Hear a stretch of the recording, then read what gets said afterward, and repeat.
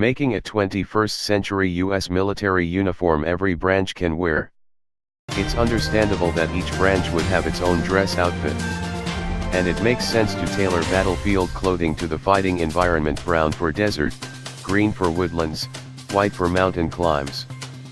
But over the course of the past 70 years, the Pentagon has built up quite the sartorial stockpile, with various uniforms for base and battlefield, ships and planes, working and working out, and pretty much everywhere in between.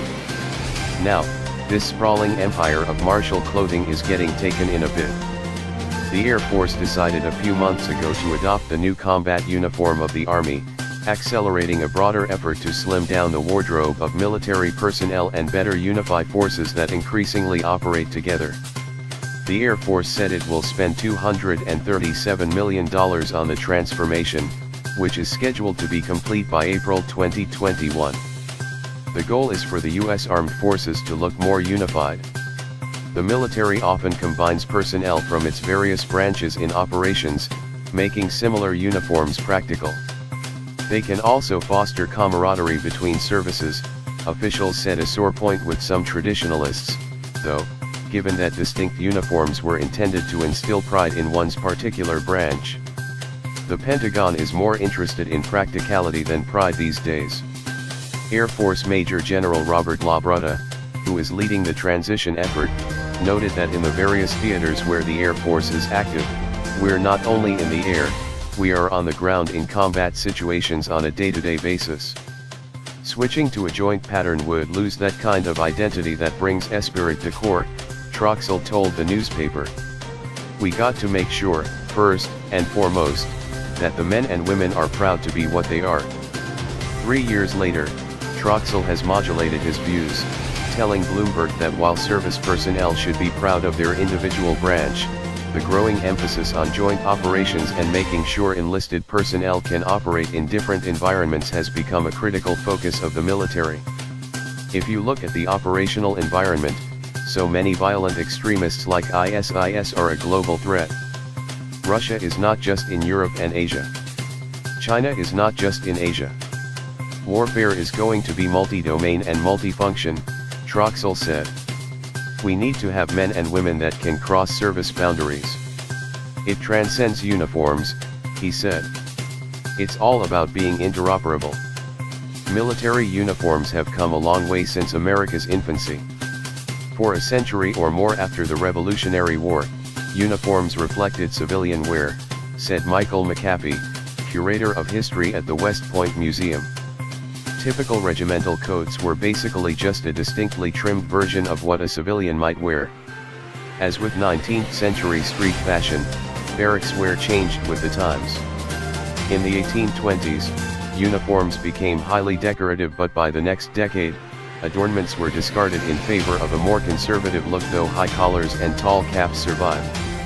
By the time of the Civil War, the U.S. Army was wearing sack coat-inspired blue uniforms with a looser fit, critically adaptive for wide-ranging battles against secessionists across the South.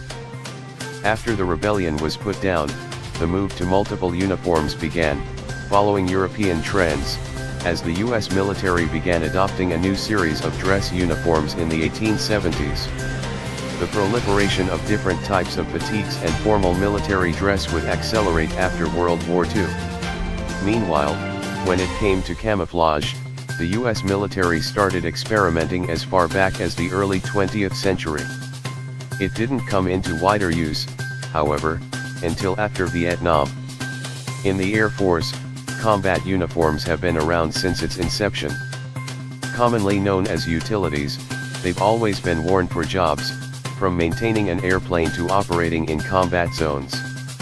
This plain suit of blue or green persisted until 1957, between the Korean and Vietnam Wars, when airmen donned their first camouflage uniform. With ground troops always part of the branch, camouflage was expected to help performance in close-range combat, especially while airmen were deployed in Southeast Asia. While the solid green uniforms remained from the pre-camouflage era. Others, such as the tiger stripe pattern derived from the South Vietnamese and the French, were innovative additions for wartime. As the wars in Iraq and Afghanistan dragged on, The ABU was eventually accompanied by multicams. A precursor to the OCP, this uniform was designed as a one-stop solution for blending into both forests and deserts with multiple camouflage patterns. Now, as the Air Force moves to follow the Army, airmen will wear the OCP, whether at Bagram Air Base in Afghanistan or in an office at the Pentagon. Neither the ABU, multicams, or the OCP have escaped criticism, however. From a difficult button on an already inconvenient to patterns and colors that don't function as intended, service members are quick to gripe if something doesn't work. Uniform changes, whether wholesale replacements or tweaks to existing designs, are typically inspired by practicality, a lessons learned process, said Kate Tanasoff, a spokesperson for the Air Force. One problem with the multicams was the inclusion of a green pattern, despite of service members stationed in the Middle East. Another was how the uniforms fit women, who now make up of the Air Force, a slightly larger percentage than in the U.S. military as a whole. They have had to endure such things as tailoring pants and adjusting waistlines to allow for wider hips, said Deanne Campbell, a visiting history professor at the U.S. Air Force Academy. Campbell said the new uniforms will go a long way toward acknowledging the different needs of a gender-integrated military. Labrutta said positive responses from service members who have worn the Air Force OCP, including approval of its fit for both genders, is a large MW News. Please subscribe my channel. Thanks for watching.